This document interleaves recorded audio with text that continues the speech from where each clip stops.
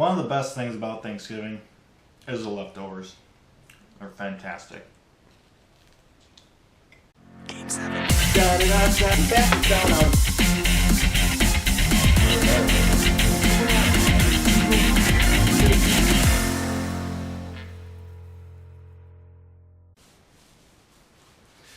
Hello, welcome to Hawks Recap. This is week 7 of the 2016-2017 NHL season. I hope you all had a fantastic Thanksgiving. I know I did. And before I start this kind of recap video off, I do want to announce that I am hosting a giveaway for a 2017 Blackhawks Winter Classic jersey. There are details in the description on how you can enter. This is going to run for about a week. We didn't quite get to 100 subscribers, but the holiday season is upon us, and I kind of want to get the winner their jersey for the holidays. So I said, you know what, who cares? I'm going to do this giveaway anyhow. Like I said, the details on how to enter are in the description, and I wish you the best of luck in winning a 2017 Winter Classic jersey. And now, back to your regular scheduled programming. Week 7 was the latter half of the ever-famous circus trip, and the Hawks would play the Edmonton Oilers, the San Jose Sharks, the Anaheim Ducks, and the Los Angeles Kings, and it didn't really start off too well. Remember how I didn't want to talk about that Winnipeg Jets game last week?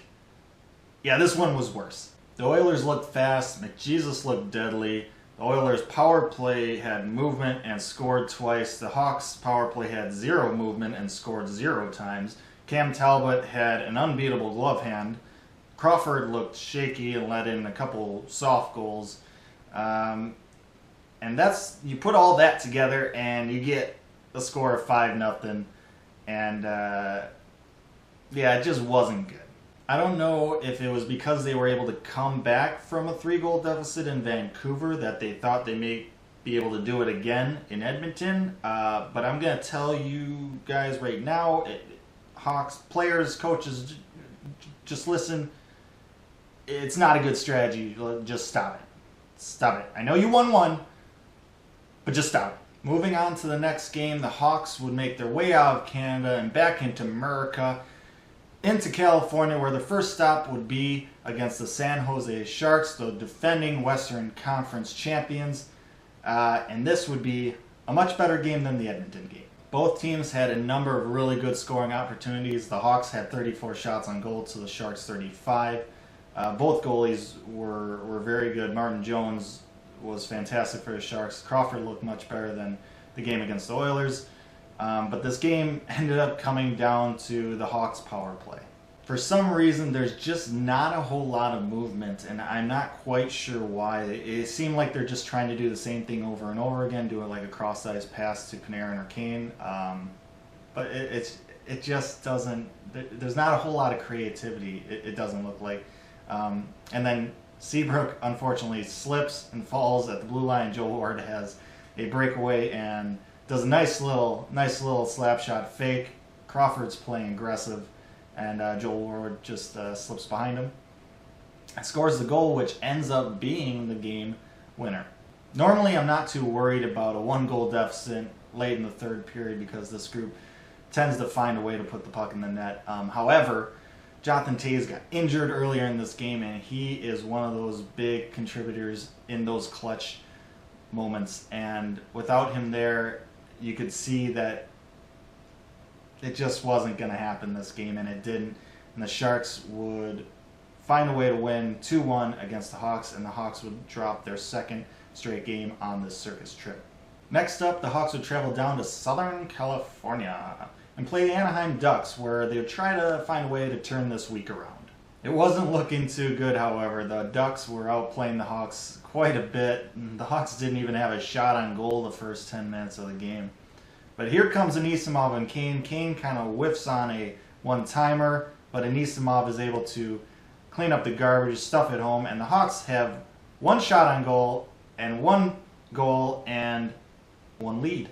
Kane and Hartman would add their own goals in the second period to give the Hawks a 3-0 lead before the Ducks would mount a pretty serious comeback. And despite not having Jonathan Toews, winning only 27% of the faceoffs because they didn't have their captain, getting outshot 36-25 and getting out hit 35-11, even though I don't really count that one too much because that's just not the Hawks game. The Blackhawks find a way somehow to stay alive and win this game. Crawford made 34 saves. The Hawks get a much needed win on the road against a very good Anaheim Ducks team. And after the big win, the Hawks would have to make the short jump over from Anaheim to Los Angeles to finish off their circus trip the next day against the Los Angeles Kings, their 7th game in 12 days. And boy, did it look like it. I mean, I know why the Hawks kind of looked a bit tired. I'm not quite sure why the Kings did, but whatever. This game was pretty boring and uninspiring.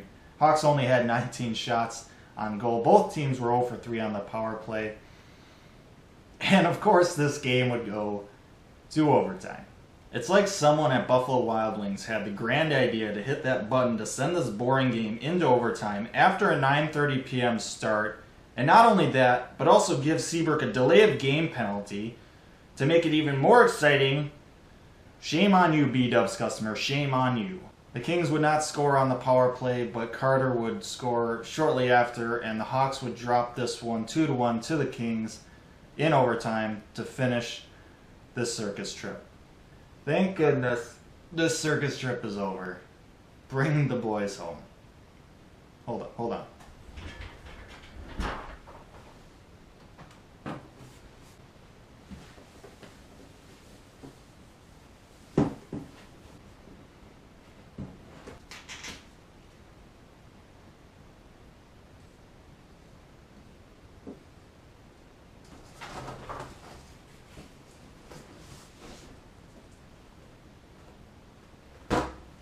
The circus trip is over! In all seriousness, though.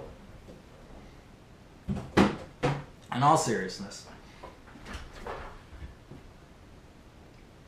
The Hawks didn't play too bad on the circus trip. They were 3-3-1. That's 7 points out of a possible 14 on a 7-game road stand. I would take that in a heartbeat any day. So really, even though it was fairly poor week to conclude the circus trip, it wasn't a bad circus trip. Thanks for watching. I hope you enjoyed this episode of Hawks Recap. Don't forget, there's details down below on how you can win a 2017 Blackhawks Winter Classic jersey. Good luck, stay safe, make good decisions, and I'll see you next time. I'm making a mess.